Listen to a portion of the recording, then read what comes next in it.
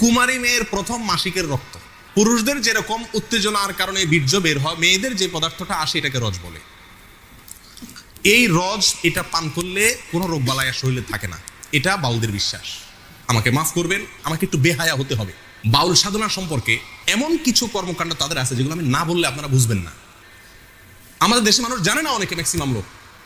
আমি ব্যক্তিগতভাবে লালনের আখড়া থেকে নিয়ে ফকিরদের বিভিন্ন আখড়া ঘুরে ঘুরে দেখেছি। আমি নিজের অভিজ্ঞতার কথা আপনাদের কাছে চাপিয়ে দিতে যাব না, তাদের বই পুস্তকের আলোকে বলবো। আমি জানার জন্য তাদের বিভিন্ন আখড়া আখড়া ঘুরেছি। এইবার দেশে গিয়ে আমি কুষ্টিয়াতে গেছি। আমার উদ্দেশ্য ছিল লালনের আখড়া যাওয়া, দেখা সেখানে, এবং শুধু শোনা কথা বা পড়া কথারও বিশ্বাস না করে নিজে চোখে দেখা। তাদের আখড়া যদি কেউ যেয়ে থাকেন, ফকিরদের তারা তথাকথিত জিকির করে যেগুলাতে, এগুলোতে আপনারা দেখবেন পুরুষের সাথে একজন নারী লাগে, অন্ধকার হইতে হয়, এবং গাঁজা তো প্রয়োজনই হয়, এবং বাকি কি কাজগুলো হয় সেগুলো বই থেকে শুনেন, আমার অভিজ্ঞতা থেকে না শুনে। দেখুন, বাউল ধর্মে পরকীয়া প্রেম জায়েজ আছে। আল্লাহর কসম, আমি নিজে যাচাই করে যশোরের এক গ্রামে গিয়ে সন্ধান পাইছি যে এখানে, এমনি অন্য কাজে গেছি, পরে শুনছি যে এখানে আপনার ফকিরদের আখড়া আছে। তো আমি দেখতে গেছি, একদিন না কয়েকদিন পরে জানতে পারছি যে এক মহিলা আছে, তার স্বামীও আছে, কিন্তু সবাই জানে এই মহিলা সারাদিনই জেনা করে তার ওই সাধন সঙ্গীর সাথে, বাউলদের সাথে। এবং কোনো কোনো মহিলা তো সংসার শেষ, আবার অনেক পুরুষরাও করে যারা বাউল। এটা তাদের ধর্মের গুরুত্বপূর্ণ কাজ, জেনা করা। সারাদিন জেনাটাই ইবাদত বাস, এবং জেনার মানে মূল মুহূর্ত যেটা, সেই মুহূর্তেই নাকি স্রষ্টা হাজির হয়ে যায়। প্রিয়দিনী ভাইরা, বাউলরা মনে করে, আপনারা হয়তো অনেকে প্রথম শুনছেন, শুনে রাখেন, বাউলদের দৃষ্টিতে মানুষের শরীরের বিভিন্ন রোগ বালাই ভালো হওয়ার জন্য একটা বিরাট বড় ওষুধ হলো মেয়েদের রজ পান করা। রজ বুঝেন কি?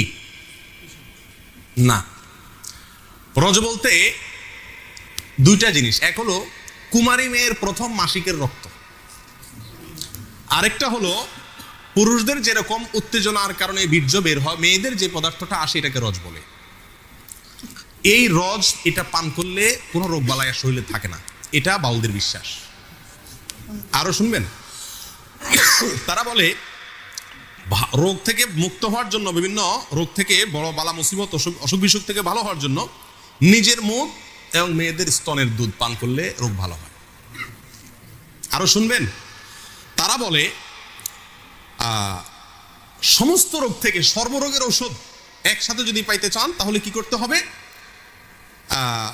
মল, মূত্র, রজ এবং বীর্য, মল, মূত্র, রজ এবং বীর্য, এগুলো সবগুলা মিক্স করে একটা ঔষধ বানায় তারা, নাম হলো প্রেম ভাজা। ওষুধের নাম কি? প্রেম ভাজা। এটা খাইলে আর কোনো রোগ থাকে না। প্রিয়দিনী ভাইরা, আপনারা অনেকে হয়তো বলবেন যে এগুলা গল্প আর কি। আপনি আল্লাহি বাস্তবতা খবর নিয়ে দেখেন, আর খবর নেওয়া দরকার না, আমি আপনাকে বই পুস্তক থেকে বলছি, তাদের বই পুস্তক থেকে, তাদের ধর্মগ্রন্থ থেকে, তাদের ধর্মীয়, তাদের আচার এবং তাদের সংস্কৃতি, কালচার, এই সংক্রান্ত যে সমস্ত বই পুস্তক আমাদের সমাজে প্রতিষ্ঠিত, গ্রহণযোগ্য, অথেন্টিক, এই সমস্ত বই পুস্তকে লেখা আছে। তার ভিতরে বাংলাদেশে বাউল বইয়ের 350 থেকে 382 নম্বর পৃষ্ঠায় এই কথাগুলো উল্লেখ আছে। কথা বুঝে আসছে ভাই? আমাদের দেশে অনেক মানুষ না জেনে এই ফকিরদের কাছে চিকিৎসার জন্য যায়, ছেলেবেলে অসুখ হলে যায় না, কি ওষুধ দেয় এটা ওই শয়তান জানে, আর শয়তানকে যে এই শয়তানই শিখাইছে সেই শয়তান হয়তো জানে, আল্লাহ সুবহানাহু ওয়া তাআলা জানে, আমরা অনেকে জানিও না। আমাদের দেশের নাস্তিকরা বাউলদেরকে খুব পছন্দ করে, একটা মজার বিষয়। কারা পছন্দ করে? নাস্তিকরা কোনো ধর্মকে পছন্দ করে না, কিন্তু বাউলদেরকে খুব পছন্দ করে। ডক্টর আহমদ শরীফ নাস্তিকদের গুরু, বাউলদের নিয়ে বই লিখছেন এবং বিরাট বিশ্লেষণ করেছেন, তাদের ঐতিহ্য তুলে ধরেছেন। শুধু তাই নয়, বাংলাদেশের যারা নাস্তিক, সেকুলার, এরা সবসময় বাউলদেরকে প্রমোট করে। লালনের আখড়ায় 50 জন গাঁজা খাইছে, এটাকে সমস্ত মিডিয়া বা অনেক মিডিয়াতে খুব ফলাও করে প্রকাশ করে, আজকে লালনের এখানে ওরস হইতেছে, ওরস, গাঁজা খাইছে। লক্ষ লক্ষ মানুষের মাহফিল হয়, লক্ষ লক্ষ মানুষের ভালো কোনো কাজ হয়, সেটা কোনো মিডিয়াতে প্রচার করে না। কিন্তু ওই আখড়ায় গাঁজা খাইছে কয়েকটা, সেটারে সারাদিন টেলিভিশন নিউজে বলে। কেন নাস্তিকরা এত পছন্দ করে কেন? এর কারণ হলো এই বাউলদের তাদের যে কর্মকাণ্ড, এই কর্মকাণ্ডগুলোর খোলাসা কথা কয়েকটা পয়েন্ট। নাম্বার 1 যেটা বললাম, দেহ নিয়ে সাধনা। দেহ নিয়ে সাধনা মানে যৌনতা, সোজা বাংলা।